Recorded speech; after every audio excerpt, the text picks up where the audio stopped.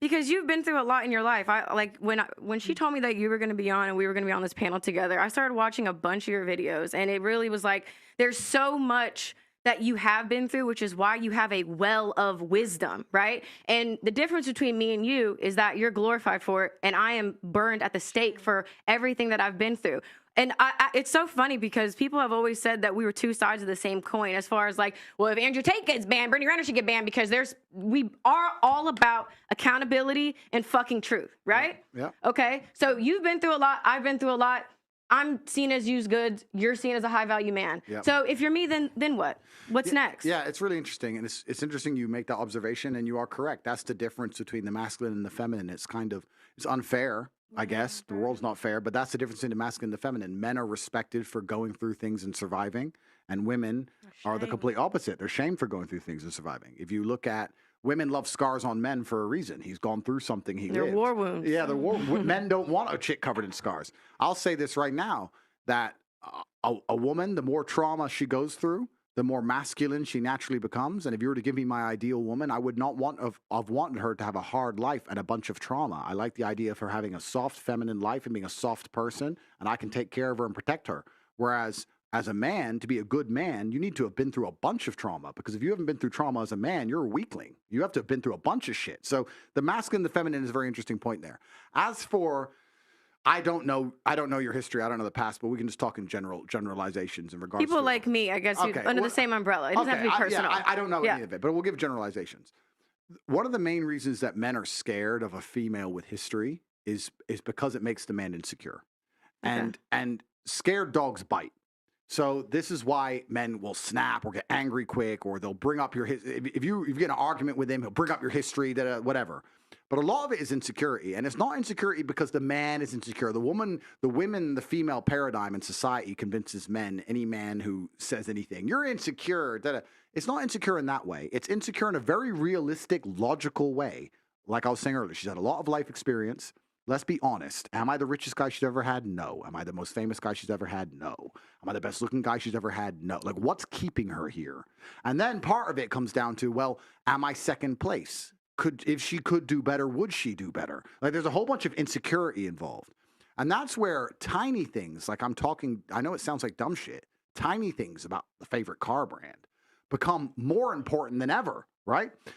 It's your job as a woman, regardless of how much sexual history you've had or what guy you're with, etc. It's your job as a woman to make your man feel secure in the fact and make him feel like a man, like Auntie was saying, make him feel like the man no matter what he does, so that he feels like you really truly believe he's the best choice for you on the planet.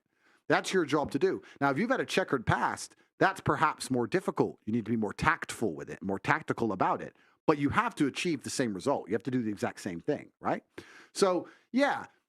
It's easy for me if I get a 21-year-old virgin from some village in Slovakia and I'm multimillionaire Andrew Tate. Of course, it's a very easy. She's never had better. She'll never get better. She's never been anywhere. Boom, boom, easy one, right? But like you said, the world's not so idealistic. The reality is that people have had relationships, et cetera, et cetera.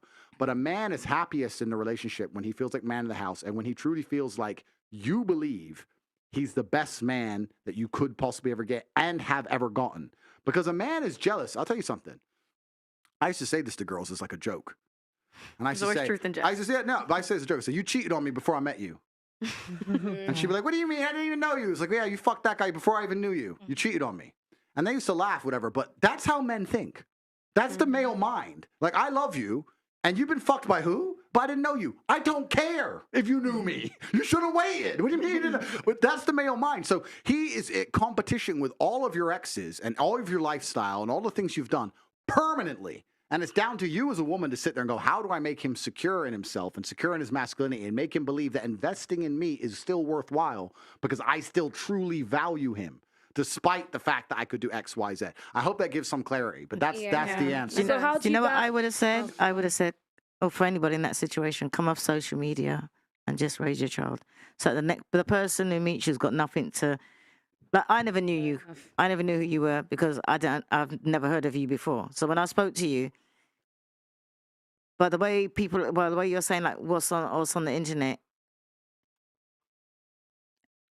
let me just say, you're a nicer person than what you sound like. Like what you perceive to be. Mhm. Like you were saying, oh, that Pearl's got, oh, there she's a whore, and I've heard the name, but I don't know anything about you. And I was saying that if you didn't have nothing on social media about your checkered past, and you met somebody the same way how I met you and I conversed and I got to know you, is the same way that they would.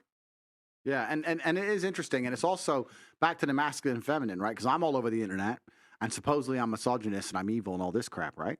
But if I meet a girl, even if she disagrees with me, in fact, I'll say this: I've never ever met a single female who's ever come up to me and disagreed with me. Every woman comes up to me and loves what I says. But let's imagine I met this imaginary girl; she was sitting with me, and if I were to have a 10-minute conversation with her, by the time I explained the level to which they tried to destroy me, how they tried to freeze all my bank accounts, raise illegal charges against me, put me in jail for things I didn't do, put a travel ban, take my passport, all this garbage. By the time I explain how hard they tried to hurt me and failed, she'll want me. Because she'll be like, you can't kill this guy. And that's going to be it. Like, you say a bunch of shit I don't like, but you know what? You're the man. So it is about experience, and it is different. And that's a really good point about social media. Social media amplifies all of this shit. It amplifies all these problems. Everything we're discussing, everything we've discussed back to the beginning, from status to promiscuity to your past, it's all social media. Without social media, a lot of it goes away. Yeah. And I think But that's now- why me and my man last so long, is that he doesn't do social media, Completely. And there's nothing on there about me. I feel like to answer your question too, because I have had people say that as a solution, and it's like, you can run, but you cannot hide from the truth. And I have shared why my voice has been so impactful and will continue to be impactful is because I have put myself out there and I have been punished for being honest. So it's like, I have been given a platform and a voice for a reason. Even sitting down in this conversation thinking there's not one person I'm probably going to agree with and probably going to want to leave, I have been called here for a reason. So it's like, I can't go against what is in my heart and what I am coded to be. And that's why I feel like it's important for me to sit here and represent people who feel like me, because it's like, I don't want to say I didn't choose. I don't even want to say that. I just feel like I don't see a lot of women under my umbrella who feel the way that I feel. I don't see opinions shared that would be worded the way that I feel. Nothing. I feel like a lot of my thoughts are very unique, and it's kind of scary because I have been through different things. I see the world in a different place, and when I even speak online, people think I'm fucking speaking Swahili. Yeah. So it's like, I know exactly what you're saying, and you're making good points. And it's just, I think that regardless of whether, like, we're talking about different positions. I compare everything to chess. I know it's annoying. We're looking at different positions on the chessboard, but the rules are still the same, right? Okay. No matter how bad your position is or how good your position is, you're still trying to achieve the same objectives. And you want the man to get high status, and you want the man to feel secure in himself. And I think it's very difficult. I can only talk from the male perspective because I am a man. It is very difficult. If I were to meet a woman who I liked very much, but she had X whatever, past whatever. My concerns would be, how do I know that I'm still the number one? How do I know I'm most important in her life, especially if I don't measure up in certain key metrics? And two, the second thing that's most scary for men is we understand that men are constantly after what we have. Like, your inboxes are all full. Like, they may not be with guys you want to reply to, but guys are still trying to get it. That's the male life. The male life is people are trying to take everything from me. And that's very scary, and you have to make your man really believe like that's impossible. If a man truly believes that nobody can take you from him, he's going to love you in a different way. You can give me 2 carbon copies of the same chick, but one I think might cheat in the right circumstances, and one I know no matter what would never leave me. The love I'll feel for this one is a different planet to the love I feel for this one, even though they're the same person, right? Because that's every man's biggest fear, is a woman cheating or leaving, because there's something visceral and something different about it. I know I talk things and I say men can do things and women can't and all this stuff.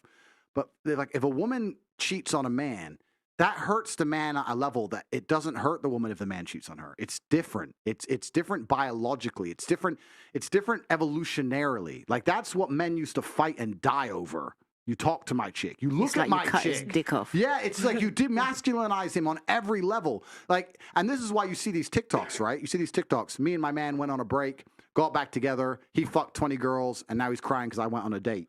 Yes, completely yes. Because the damage level is different. It's just a different thing. So you have to understand the paradigms. You have to understand to play the game, and that's how you make men happy. And I know very well how. I like to believe that I would know very well how to make a woman happy. And I know, and whether I do that or not is a conscious decision. And that's where you get to a certain level of grandmastery, where if I get a woman, I will literally decide out of 10, how happy do I want her? Does she deserve to be happy 10? Or should I keep her like crying half the time? That it's very conscious, and women don't think that way. But I'm saying if you're a cunning woman, you can be like that. You could be a bit more like, you know what? I want him infatuated with me. This guy ain't worth the time. That guy I want. And then when you're going to do that, just like the game of chess, if you play chess, it's not big moves that make you lose. It's small positional plays. It's that time you argued about your favorite car. It's the time you disagreed with him about the favorite band. It's the dumb shit that adds up. Whereas really, truthfully, if you're truly smart about the game, you can get him to a point after a few months where he's like, she's my soulmate. She loves everything I love. We think the same. Our hearts are connected. Boom. And then you're safe. Just don't fuck it up from there.